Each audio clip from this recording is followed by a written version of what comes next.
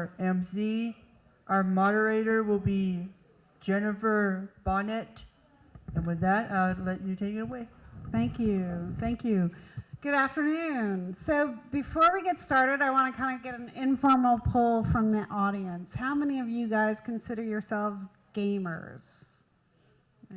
How many consider yourselves techies? How many are both? Okay. Interesting. So some of you know me. You met me last night at the Pitch Circus. I am Jen Bonet, and I run ATDC, the Advanced Technology Development Center. We are Georgia's technology incubator. I spend my days driving around the state of Georgia, around 74,000 miles in the last 2 years alone, going to all the lovely scenic places in Georgia. So we run programs right now in 10 locations across the state, including Athens, Augusta, Savannah, Columbus, Macon, and 5 locations within Metro Atlanta. And one of the things that I see as I travel the state, and actually even kind of the globe studying technology entrepreneurship, is that a lot of these communities have gaming communities and they have techie communities, and a lot of times they're really different communities, that they don't do a lot together.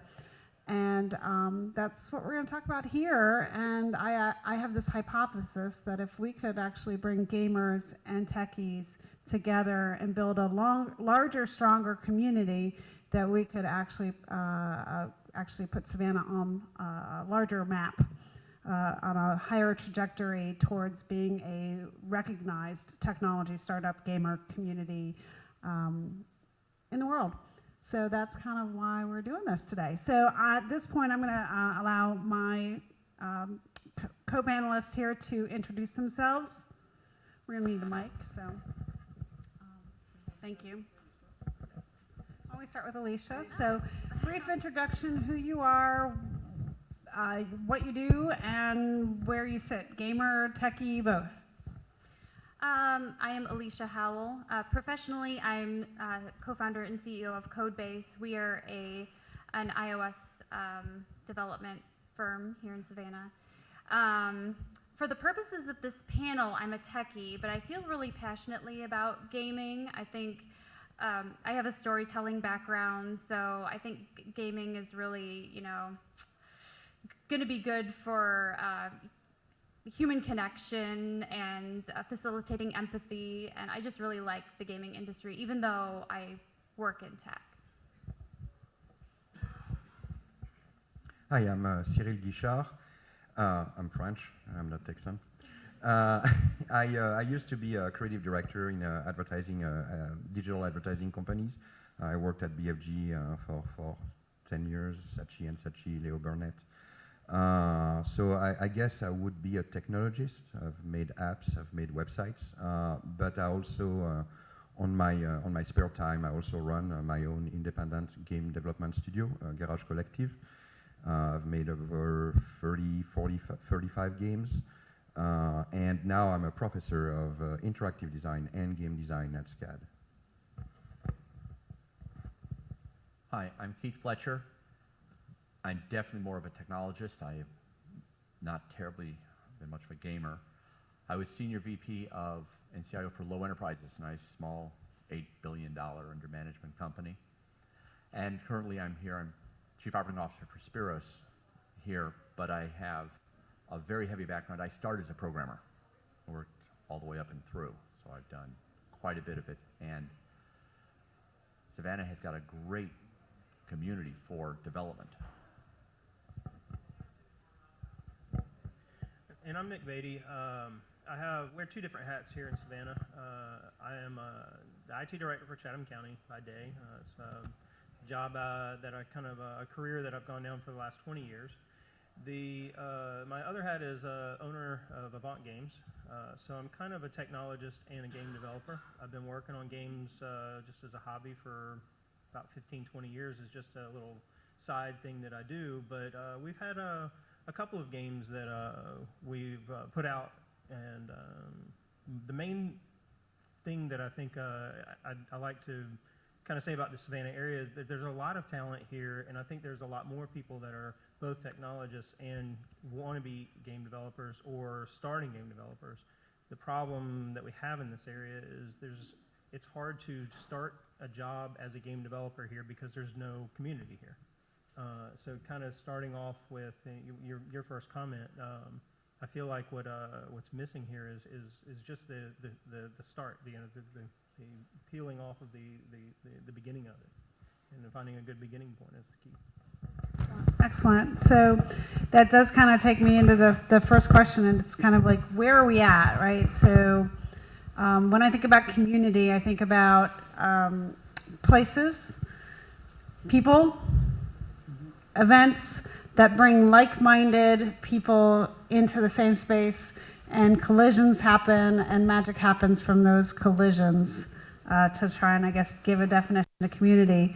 So I'm going to ask, I guess, Nick, you kind of alluded to this, but is there a coalescence of a gaming community here in Savannah? Where do you find them? What's going on in the gaming community? I'm probably the worst example of, or the best example for this, I guess. A lot of my time is spent in front of a computer coding.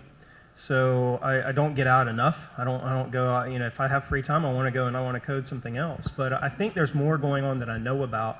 But I think getting everybody in the same room and really getting that collaborative effort going for getting that first game here is still weak. Getting everyone kind of together and saying, I love that Cyril's company is named Garage Collective, because that kind of gets towards that idea of, this is just people who want to get together and make games. I don't think we have enough of that, and I'd like to see more of that. But I think right now it seems to be happening more than I've ever seen it before. The bar has been lowered a little bit to getting into game development, and I feel like that is starting to happen more and more here. Cyril, can you add your viewpoint to that on gaming? Absolutely. Well, we were actually with Nick having a discussion right before, like a couple minutes ago. I think we are really looking at a perfect storm right now, and maybe it's my point of view has changed since I joined SCAD. As I said, I'm a professor of game design, and so I see we have 800 students that are part of the program. They are all gamers. They are all technologists. They want to code. They want to do everything. And so you have all of those young minds that are extremely eager to get in the industry, to get their first experience in, and they are right now in Savannah. So that's the first thing. The second thing is that we have the Guildhall. I mean, we are here. They have a board game shop. They have a themed restaurant right next door. That's something that did not exist 5-6 years ago. Again, like, we have the feeling that in Savannah, the more I'm looking around, the more I'm seeing kind of like gaming-themed events, communities. The Guildhall is where, if you like board games, if you like to play games, that's where you will meet with your friends. And then we have the rise of like many indie studios, like yours, like mine, like Professor Mamaya's Impeller Studio. So I'm kind of like, for the last 2 or 3 years, I've been seeing a lot of those things rise up. Does that answer the question? Thanks. Okay, good. My mic was starting to cause some interference, so I was like, oh. So same question for the techie scene. So Alicia, I'm going to let you start. What is the community like for techies here in Savannah right now? Well, you know what? I haven't been in Savannah for very long, but I moved to Savannah because I was living in Silicon Valley with my husband at the time, and we did not view it in a favorable light, so we were ready to make a move. And we had visited Savannah before. We were kind of thinking about it, so we Googled Savannah tech scene, and Geekend was the first result. And so that was that. And so we got in the car, and we're here now. In addition to my professional responsibilities, I am involved in Geekend now, and I also am on the leadership team of TechSav, or you may hear it Tech SAV. It's kind of the GIF thing. TechSav is my preference, but we're a community organization that educates the public about tech topics, builds skills in the existing development community, and connects the two groups. It's been very grassroots. People were doing the work on it long before we arrived, but we're starting to see it grow really exponentially with the number of opportunities that are available to junior developers to build their skills. So we're really enjoying the ride so far and are looking forward to it getting better all the time. I've got a slightly different perspective. I'm Chief Operating Officer for Spiros. We're the largest technology services company. We're busily hiring technology people constantly. So we have been seeing our need has been very heavy for more and more techies, not just end user, but high-end networking, problem solving, development, and everything. And we're starting to see a better talent pool in Savannah. This was very, very difficult 5 years ago to find people. We would end up having to import people that we needed. Now we're finding them locally, coming out of some of our tech schools, coming out of Ogeechee, coming out of Savannah Tech, are ones that we can actually hire. And quite honestly, if any of you are so in mind, I've got 2 openings right now. But no, it is, the fact that our talent pool is getting better is probably one of the most significant indicators that we're growing our technological base. Because I can now hire people locally instead of having to leave the area. Keep turning my mic off. That's kind of where we're at today. As being community leaders, you know, what are your aspirations? Where could this community go? You have a mic? Why don't you go for it, Keith? What I'd really like to see our overall community going is not just increasing our startups, etc., but also to increase our talent base and bring in more large companies that need or have jobs available. So the talent that we're making and we're starting to get better at, that SCAD is creating, that Georgia Southern, everywhere, so we can actually keep the talent that we're building, keep it here in Savannah. As groups like this create a pool of talent, companies will be able to say, we could be here if the talent's here. So that would produce jobs, and then we can, then a lot of you, how many of you are still in school or just finished school? It'd be nice to be able to get you really good jobs here as you can stay.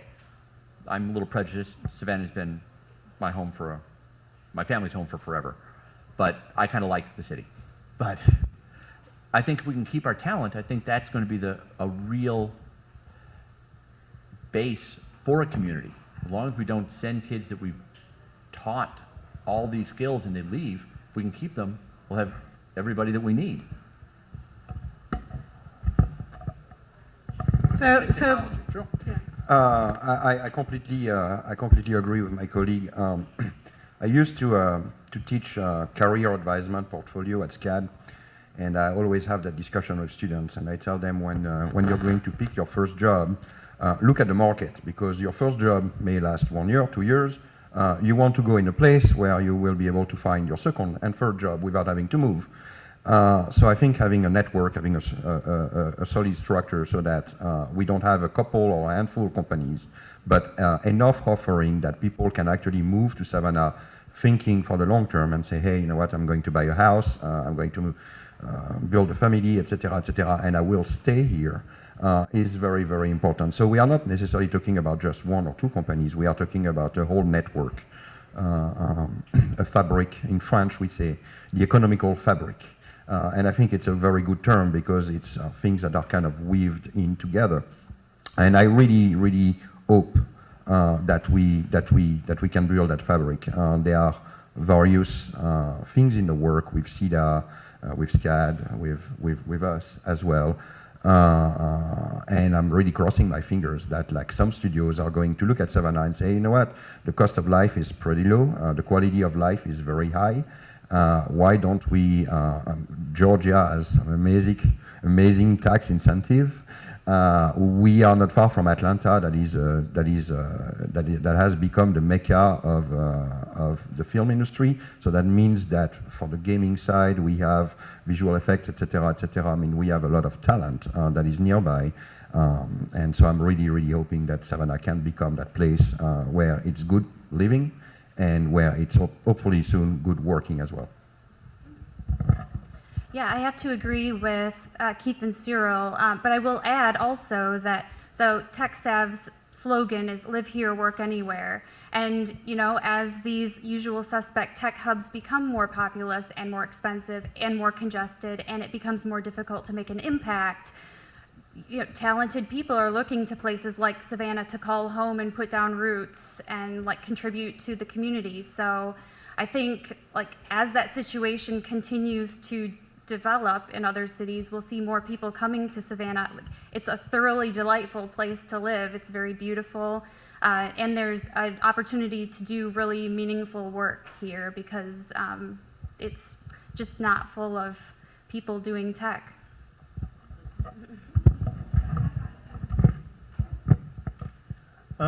Last year, Jack Mamaya sat up here and he said that the barriers to entry are much lower now than they were 5-10 years ago. The tools available for game development have made it possible to where you can build a very successful game in a garage, in a basement, and this is a very, it's done two things. It's made the bar very high for high quality games, because there's a lot out there now, and to stand out, you have to have much more high quality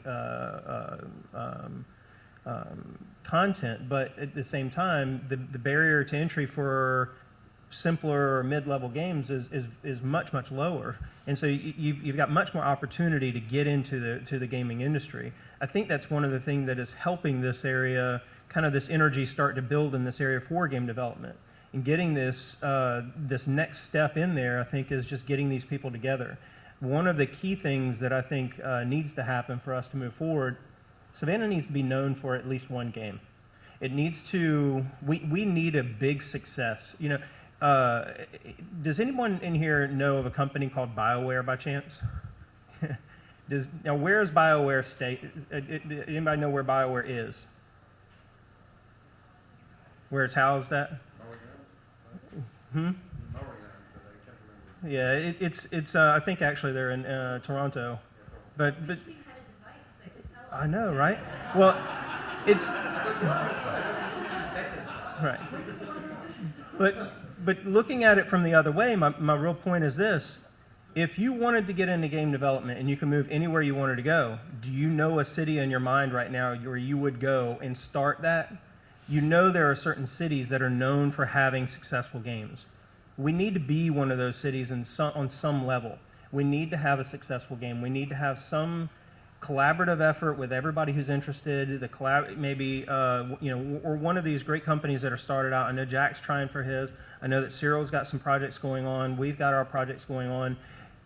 We need to get something really out there that really stands out, and I think that will be the next step. I think that's where everything is going to just spiral out of control at that point. Max mentioned in his talk yesterday that there was this point where it just blew up, and that is what we need to happen in this area for game development to really take off, for there to be the advisors to say, you can stay right here and do game development. There are several companies to choose from here if you decide to stay in Savannah. But right now, that's the next thing that must happen for game development to become real here. It has to pay the bills. The bottom line is we have to be able to go and work in the morning and leave in the afternoons and still have a life without doing this as a second job. Sounds very similar to the startup ecosystem in Savannah. We need a hit. We need a hit. BioWare is a Canadian video game developer located in Edmonton, Alberta. Great. That problem's solved, right?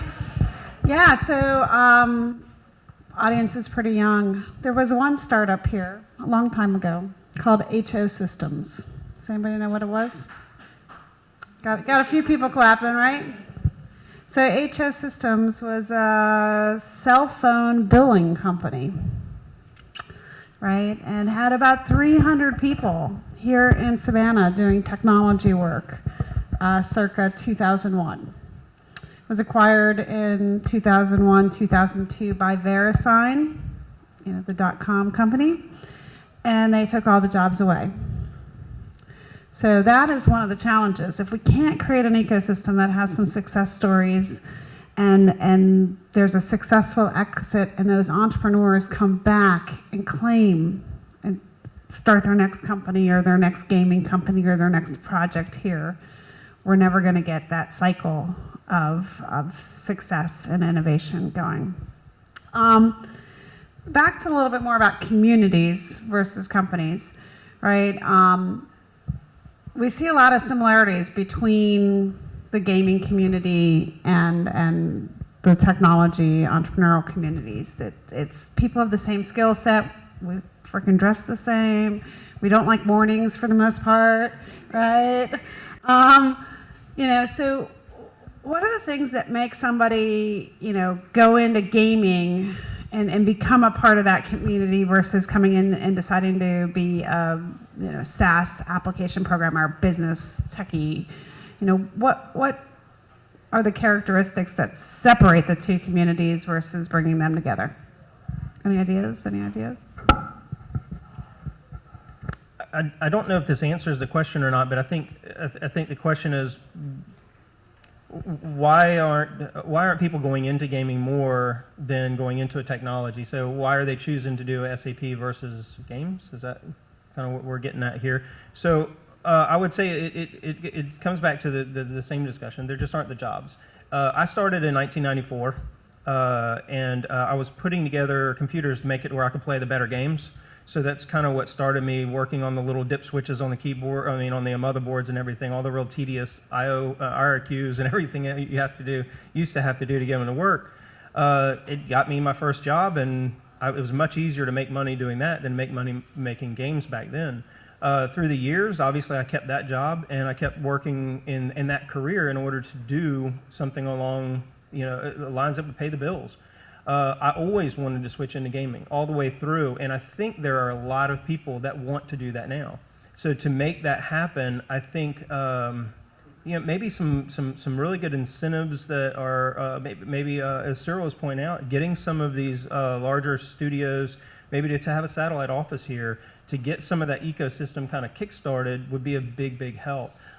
Cyril was actually telling me a minute ago about something I didn't know about, which I think is great. SCAD has a program running right now where they're doing some things on kind of kickstarting these companies, which is some game companies. I think it's phenomenal. I think it's great, and it's the first I heard about it. I can't wait to look into it after this. So I think that that's what needs to happen for that jump from technologist into getting some of this other entrepreneurial energy into the game development environment. I think that's what's needed.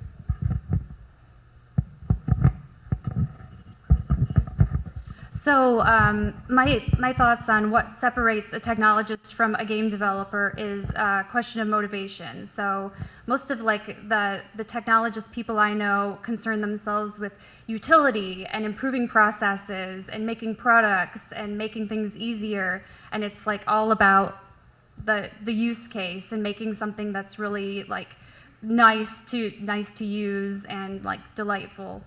But game development is, to me, more about the desire to express a point of view. And so I think that is really at the core of what separates the communities, just what motivates people to create software. That's my opinion.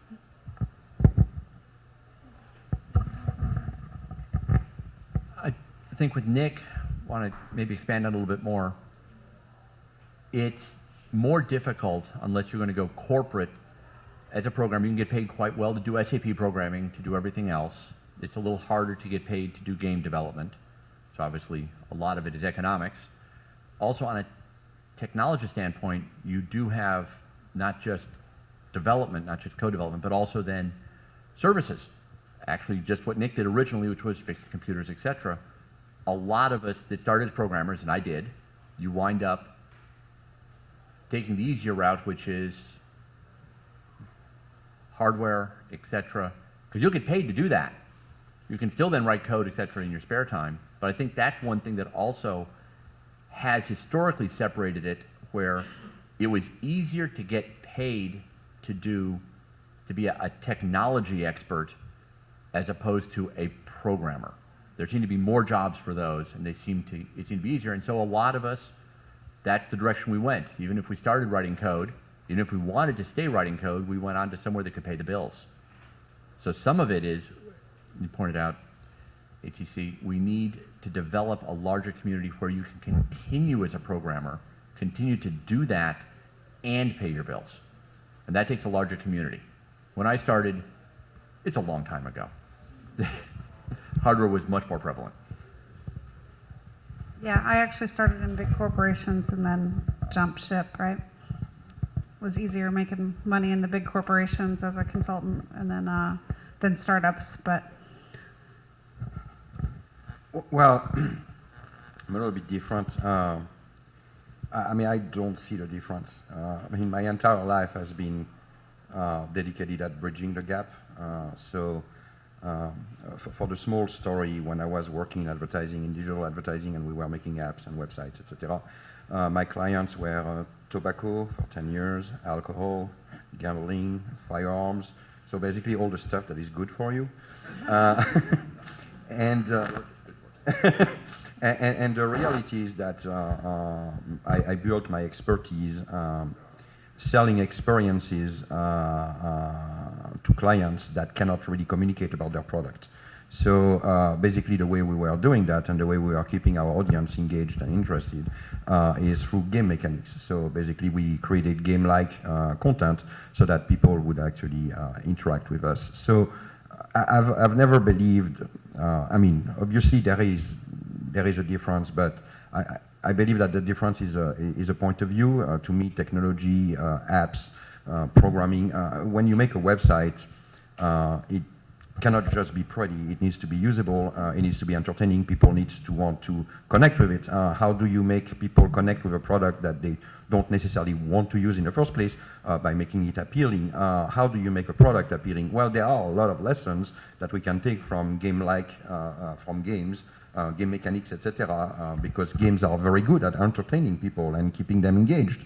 So, in my opinion, the frontier between the two things, not things, but the two concepts is very, very blurry, and it becomes more and more blurry. One of the things that I often discuss with my students is user experience. So the tech industry, user experience has become that kind of buzzword, and I mean, buzzword, I'm not being dismissive at all, it's very important, but it's like everybody now wants a user experience designer.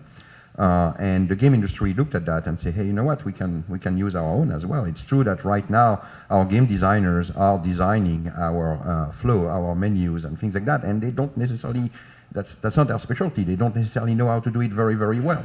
The same way that in advertising, we built a lot of games for a lot of brands. Well, we could have used more game designers to help us do that. So I don't see a strict separation between the two worlds. I think that there are a lot of things that are in common, because at the end of the day, our goal is to engage people. And the audience that we are dealing with more and more is an audience that was born with a phone in their hand. They were born with a console at home. And so I think that the frontiers between usability and gamification, and I know gamification is a dirty, dirty, dirty word, game-like content, are kind of mixing more and more and more. So I don't see a difference, I'm sorry. Excellent, excellent. So let's talk a little bit about, you know, there's this it's been out in the Savannah Morning News for a while now. There's this study, right? Senator Martin has published a study, and this sub-Senate group did a study and has named both Augusta and Savannah as part of an quote-unquote IT corridor. So Keith, you know a lot about this. Why don't you fill everyone in on what that means, and then I guess the question for the broader panel is, okay, how do we make this thing happen? What happened is last year, the our state government in Atlanta, put together a study commission to decide should a technology corridor, which is the term they use, but just think of it as a technology area, one or more of them, should that exist in Georgia? And if so, where should it be? After a number of hearings, a lot of testimony, they selected Savannah and Augusta as the locations that could benefit most in the state from having a state-sponsored technology corridor. What that means is that the state would get behind companies, startups, existings that relocate, et cetera, with tax benefits and easier permitting, et cetera. This has been done all over the country. A lot of states have them, everywhere from Florida to Ohio, Portland, everywhere. I mean, this is a very common thing.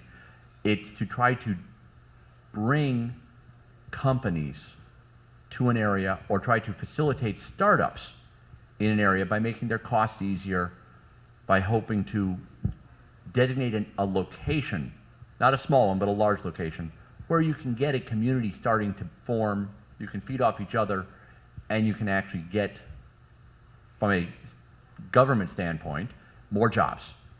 From our standpoint, a community of people that then we can work and live with and grow our community. This has gotten a decent amount of traction. We have a number of firms in Savannah that are helping. We just had the Savannah City Council adopt a resolution in support of the Senators' committee and their decision that Savannah should be one of the 2 locations. But at this point, it's up to everyone in this room and everywhere else to decide how are we going to take advantage of the fact that the state has said they're going to do something to help us grow a technology base here. So, Nick, you're a county CIO.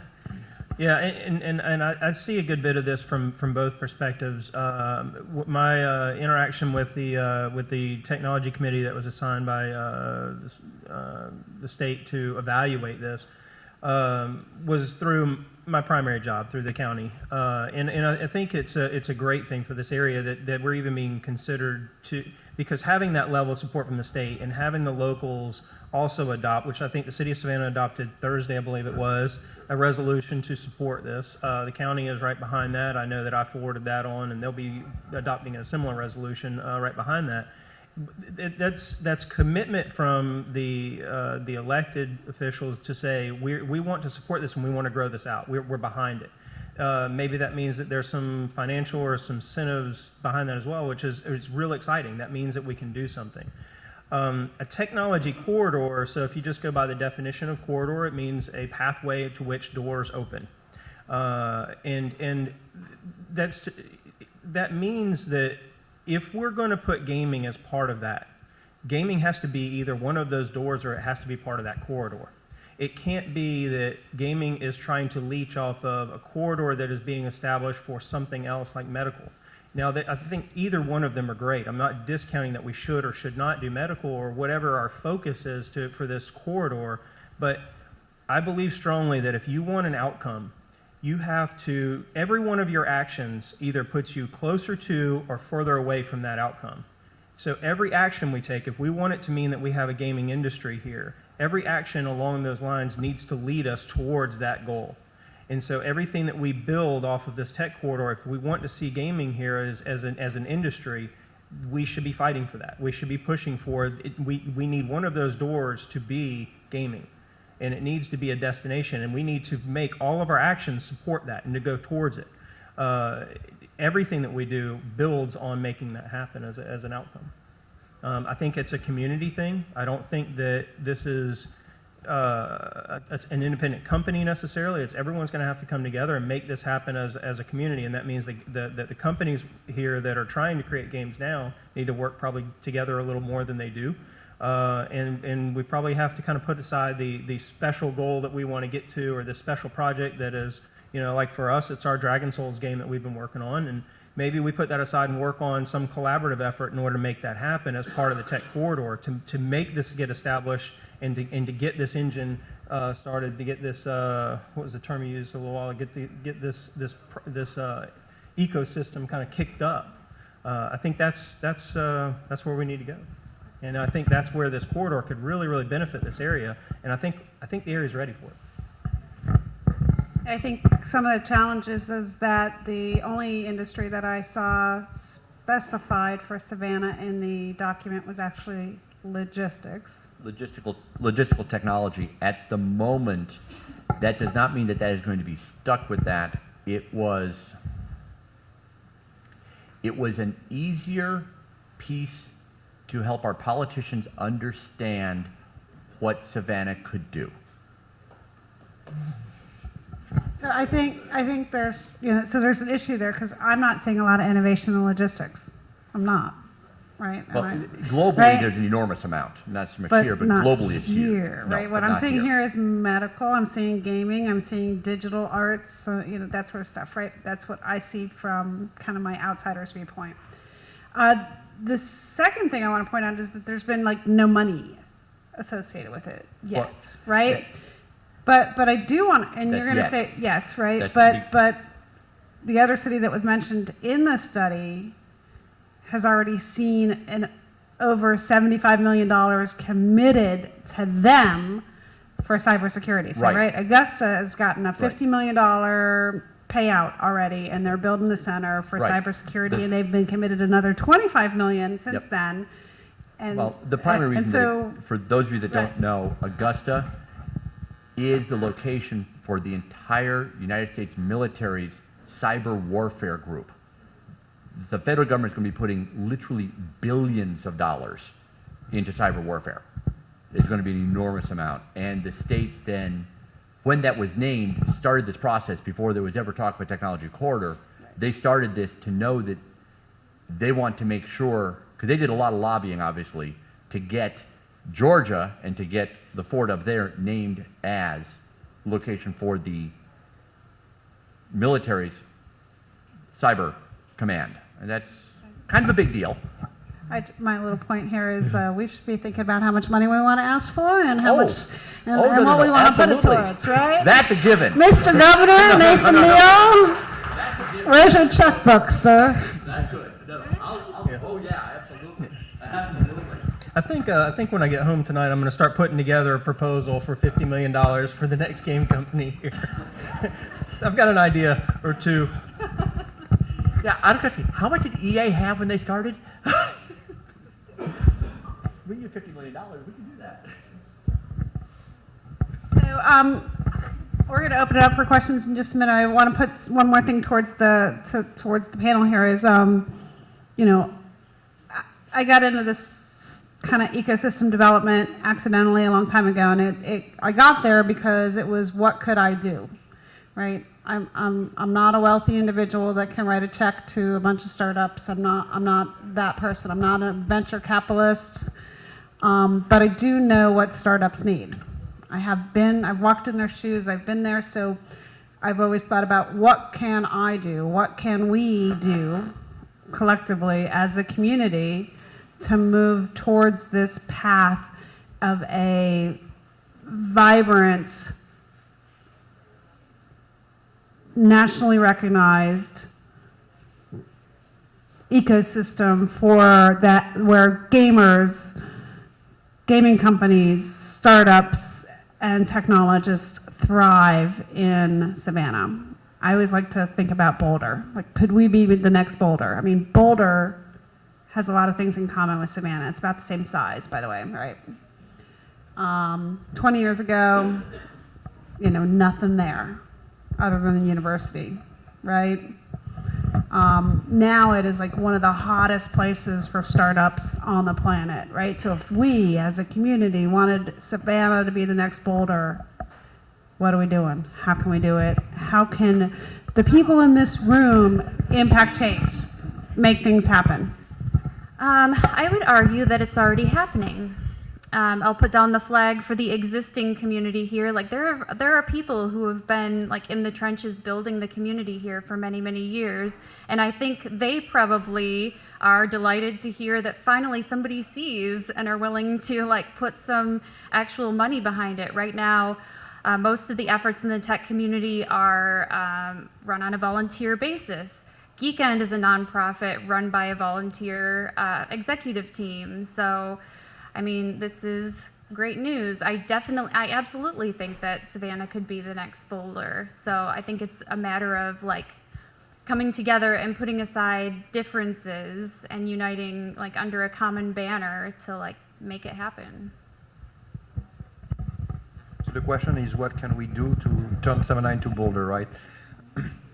I don't know. I mean, I think we all have our own agenda. I mean, as a professor, my goal is to give my students the passion of coding. I teach coding.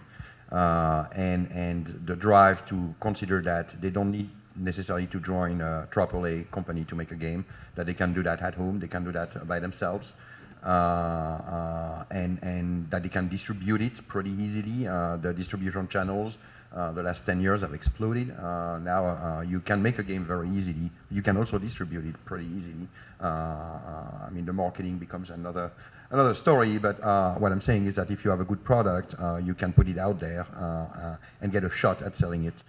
I think that again, when we see Geekend, when we see the Guildhall, when we see Scat Plus, when we see Impeller Studio, there are a lot of people that are working, and they are doing each and every single one of them is doing their own little thing, and once you add up all of those little things, well, that's how. You know, from the many rivers, that's how you make a sea. And I think that things like today, for example, Geekend, like getting some recognition, getting the word out there. Like I had no idea, I didn't know about Dragon Soul, so now I know. But maybe it needed like Geekend for me to kind of like maybe connect a little bit better with my community. I lived here for 14 years, and I'm just learning something today. And I think that we need more events, we need more visibility. About who's doing what here. I think that's the thing, is that we get in our silos and we do our little things without necessarily knowing what other people are doing. I know that we are trying to create an IGDA chapter in Savannah. There used to be one. It's been dead for many years, and we are trying to bring it back to life. But like things like Geekend, etc. Let's communicate and let's make sure that we don't lose track of what other people are doing.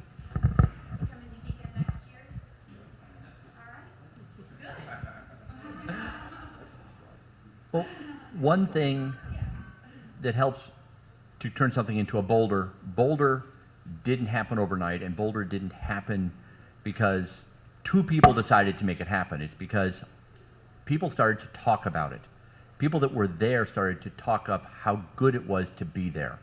The first people that showed up told additional people. Well, we already have the first people here. We already do. We don't have to start this from scratch, because it's not. We need to start telling other people that aren't here in Savannah how good we have it here, what the community is, what we can offer, and what we can do. Our education is getting better. Our infrastructure is better. Our quality of life is certainly better than most anywhere else in the country. Luckily, I've actually been able to live all over the world, everywhere from Hong Kong to Taiwan to LA, New York. Little prejudice, Savannah's home, but Savannah still is the best place in the world that I have ever lived. Yeah, and that is something that we need if we want to grow this into something like the next Boulder. It's not going to happen by all of us sitting in a room and talking to each other. We all need to talk to other people that aren't here, that aren't in Savannah, that are somewhere else, and tell them how good this is, and have them tell somebody else, and so on and so forth, until when someone says, let's move my company here, or let's invest here, it's not, where's Savannah? It's, I've heard about that, and yeah, it's a good idea. But that's going to take all of us here starting it. It has to start somewhere. Just as my colleague here said, it takes a lot of rivers to fill up a sea. Well, we need to start filling it. I have to agree that I think it's already happening as well, and I like the comments about that. I can say to Cyril's comments as well, we don't have enough getting togetherness. The Geekend is great. I love this event. It's one of the reasons we decided to sponsor. It's tough for us to sponsor anything. This is the only sponsor that I was willing to get into, and it's because I really believe in this event. I love Geekend and the Creative Coast and ATDC. They've really brought together a really energized ecosystem of entrepreneurship over the past, since the time I've seen it. I think it's grown more and more and more. I think we should latch on to that. As a community of gamers should really kind of try and huddle around that. And we go and we ask for this corridor to have a piece of it, to have, for gaming to have a piece of this corridor, that it be one of the doors off of this corridor, and that door be funded with something that will help get all of this going. Funding ATDC to expand the efforts in this area, funding Creative Coast a little bit, and organizations like that make these kinds of things get together. In the avenues that generate those locations, such as the Guildhall and these types of places, to encourage them or give them incentives to participate and to generate more of this kind of content. One of the things about us, one of the first things that I learned in my travels with Avant Games is I am awful at marketing. And really phenomenally bad. I don't think that you can be worse than I am at. I loathe it. I'm just don't even want to spend any of my time doing it. When I sit down and think I'm going to work on Avant Games, I'm going to work on Dragon Souls tonight. I sit down and I open up my coder and I start, Visual Studio, and I start pounding out code. And then, nobody knows anything about what's going on in Avant Games. And so we're just bad at that engagement part and the organization of getting all of the things that we also need. We all want to code, we all want to create, we all want to design, we want to do our part, but everybody needs to kind of huddle around something to get that community going a little bit. And if we can get some energy around that and get some of that energy into a proposal, if we have local support, if we have state support, we put all that in the proposal, we make all that part of our initiative going forward, and we all get behind an agency that's been trying to get the energy going here anyway, ATDC, Geekend, Creative Coast and all.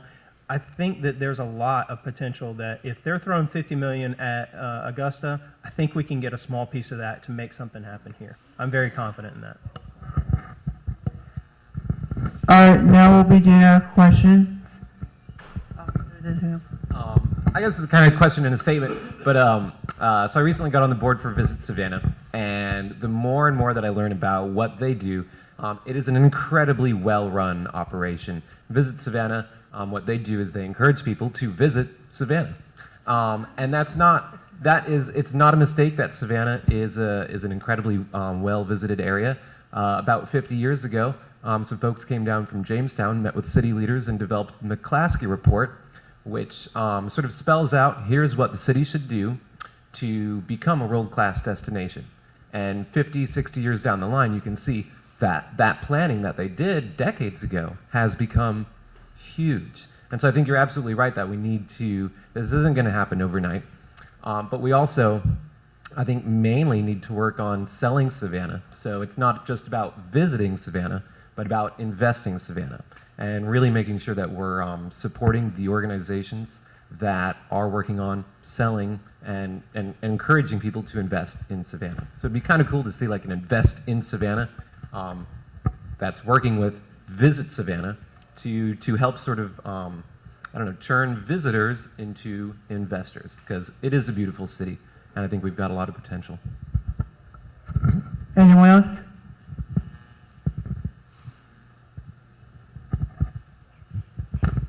So, I'm one of the organizers of Tech SAV, the organization that's growing the tech community in Savannah. And I can tell you in my inbox and in our meetup group, every single day, somebody is moving to Savannah who works in tech. But the problem is that these people are not connected to the community in Savannah. A lot of them work for companies all over the world. They're freelancers. And some of them are passionate and want to give back to the community, and they get involved, but the majority of them, they just do their thing. So we have an incredible amount of untapped brain power, and these people are the type of people that we want more of in Savannah. The problem is that every initiative at the government level and all of these organizations that are funded by the government focuses on companies. So there's a question here. The question is, what are some ways that we can tap into this brain power, experience, and the type of people that we need more of in order to grow the type of corridor that we want. Yeah, just real quickly, just from because I work in government as well, there's a reluctance to for government to invest into companies in general, to fund companies. They just don't feel like it's their role to do that.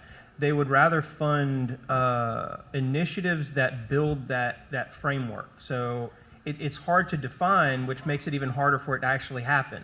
So it's tough to get there, but I would say that if we're looking for anything around that, I would say that what you're doing with Tech to SAV and what's happening with ATDC, what I've seen of it over the years, I just think we need to do more of that, and those people kind of help us all get out of our caves and come out and talk and get into more engagement. I think that's really just the only thing that really needs to go. Is just somebody used a term about a year ago that I've totally stolen, and I love it. And it was collision density, and it's something that they were talking about, like Silicon Valley, the idea that these technologists just run into each other with this idea and they start building something together. And maybe Silicon Valley wasn't a good example, but whatever. It's the idea of collision density. We need to increase that by condensing the area that we move in, and that we just kind of get together more. I don't know if that answered your question, but I really think that that's what needs to happen if we're talking about government getting involved. I just think they need to support more of that and incentives. One thing that we have an opportunity right now, because the legislation around what this tech corridor is going to be has not been written. All that's been done is it's been said it will exist. Would you have a way to quantify how big and how many of these types of people and what type are they? Would there be a way that we could actually identify them as something? Because you can't do anything with government unless you can identify it. What about a survey? A survey might work, but also even more detail. Do we have real counts, like hard numbers? Yeah, pictures. Right. So that was always going to be my last ploy, right? So we are doing a survey, actually a study. So CETA, Savannah Economic Development Authority, Georgia Tech Savannah, and ATDC are funding a study called a Innovation Entrepreneurship Ecosystem Study. And so if you are attending here today, you will probably get an email from me in the next 2 weeks with a survey. I ask you to fill it out. Some of the things that we're trying to understand is what types of games and startups are you all starting? What types of talent do you think you're going to need in the future? So we're looking at, it's got questions about what parts of Savannah you live, work, and play in. Are you in Richmond Hill or are you down here, right? Where are you? It talks about what kind of industries either you sell into or you work in as your day jobs. What kind of technology do you work with? And then what kind of workforce or training and things like that are we going to need in the future? And the goal is to come back and say, we actually have a study from 2009, by the way. We have a study from 2009. So we want to kind of earmark where we've come from 2009 to today with an eye towards the future and building some sort of really great cohesive vision about what Savannah could be, and then selling it to the world and the legislators that are going to fund this projects for us. So that's the study. You'll get an email from me, Jen. Finish. If we can quantify it, the study will help. If you have real data, I mean harder, actual, you've got names. Now's the time. If we have an opportunity right now to help influence what they're going to do. Right now we have a window. So if we can figure out, should we make them part of some of these workforce incentives, which they aren't part of right now? What can we do? This is an opportunity. So right now, if you've got it, I'd love to talk to you about it, because yeah, we're going to be pitching stuff to the state to see what we can get. I have a question. Nick and I talked about this earlier, but I have a house in Hiawassee, Georgia, which is in the middle of nowhere, and the local EMC got a grant from the federal government, and they went ahead and put fiber optic. So I have blazing fast internet speed. Here in Savannah, I have a choice between AT&T and Comcast, and quite frankly, they suck. What can we do as a technology community to improve our connectivity in this community? Here, you get that one. That's yours. I'll do it more than Just real quickly, so that somebody else has a chance. I am involved in an initiative with City of Savannah. We went into looking into a survey to find out what does the data look like in this area. Obviously, I don't think it's a big surprise. It's not all that great. And it really comes down to how do you convince a company to invest more into the infrastructure here because they have to have a payout on the other end. I don't believe that the internet is in that same state it was in the 90s when all that made sense. I think we're way beyond that, and it's now kind of a utility that needs to have a little more incentive to grow it more. If we want to grow this community, we have to put some effort towards that. To that end, we are drastically overdue on getting an RFI out, but the local governments are trying to do something to help that along and make it into a better situation here by just helping competition and driving the saturation of good data quality or availability in this area.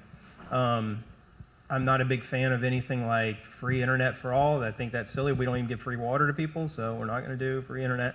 But I think it needs to be a lot better than it is. I think we need to be talking in terms of fiber only. There's no reason to be putting anything else in this community, and it needs to be growing out a lot faster than it is. So there's a lot of work. It's a huge project. It's no small task, and there are a few people against the idea, like AT&T and Comcast.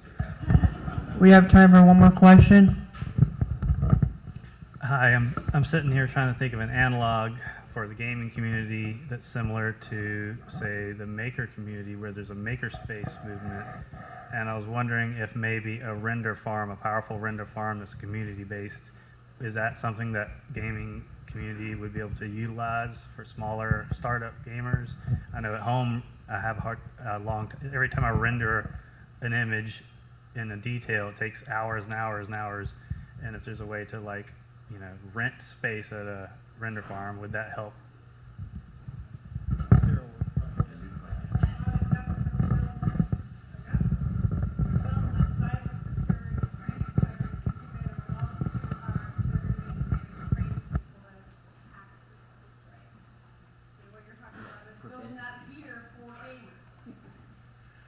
I mean, I think it would definitely help. I don't know. I mean, obviously, if you need a render farm, you're talking about very demanding graphics. I just don't know how much of it will be a concern for independent developers. I mean, usually when you're developing with small teams, you kind of work around these things. But I think that no matter what. What was the term that you used? The collision density. I actually am going to steal that. So collision density. I like the idea. When you have 200 particles in a huge space, the odds for them to collide is very low. It's either you increase the number of particles or you reduce the space. And I think that in Savannah, since we were talking about ways to kind of get this kick-started, maybe it's about reducing the space. I'm not saying that we should make the city smaller, but however, though, what you're talking about is also a dedicated space where people can meet and increase their chances of collision. Like today. Today we met, he has a project, I have a project, they are both done in Unity. Hey, you know what, we should talk. And these little things, increasing the odds for people to meet, to talk, because they are both renting a render farm, for example. I think all of this would be beneficial. So yes, having a space, having meetings more often, being able to talk to peers more often, all of this would be beneficial. I don't believe that, and it's a French guy that tells you that, I don't believe government is going to do anything for us there. I think that government will do something when the network is there, when we have that kind of economic fabric, then the government will have like big dollar signs in their eyes and they will say, okay, how can we milk this? But, and they will tax it. I think that at that point, it's the small people and the people that are eager to create something that are eager. We were talking about creating roots. I've been in Savannah for 15 years. I want to stay the next 15 years, and so my constant goal is to try to find ways to secure my stay in Savannah. And I think that it's pretty much the same for everybody. And I think that that's when these people get together and network together, that they can create something that becomes big enough that the government will try to preserve it or control it or whatever it is. Yeah, I'm not excited about the government part. I'm more excited about Geekend.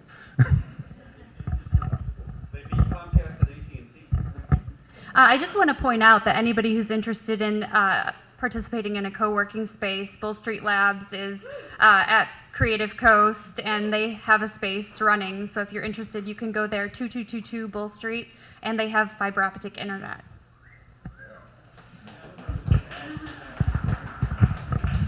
And to add to what Cyril was saying about, I don't think the government will either, like I was talking before, but I do think that a good proposal lined up with this tech corridor saying we want to be one of those doors, even if they do choose logistics, somehow tie one of those doors to what we're trying to do here, and putting forward a proposal with local and state support. And if we can get any kind of grant funding to even stand up any part of that, or to sustain any part of that, I think there's a lot. I think there's a lot of energy behind helping whatever it is. You don't have to wait for it to actually be successful before they get the dollar signs. They can see that ahead of time. Because remember that any good industry here is tax dollars going in to build out more services or to better support the community. They will certainly get behind it as long as they can see that the end of it will generate more jobs in this area and more successful companies in this area. I do believe that. It's just you have to prove it. You have to show that thing, just like any other investor. I think forget that most of the people that are on these boards or the city council, they're citizens as well, and they're looking at whether or not they want to invest in something or not, and whether or not their staff should invest in that thing or not. You just have to sell it, I think, just like you do an investor. All right.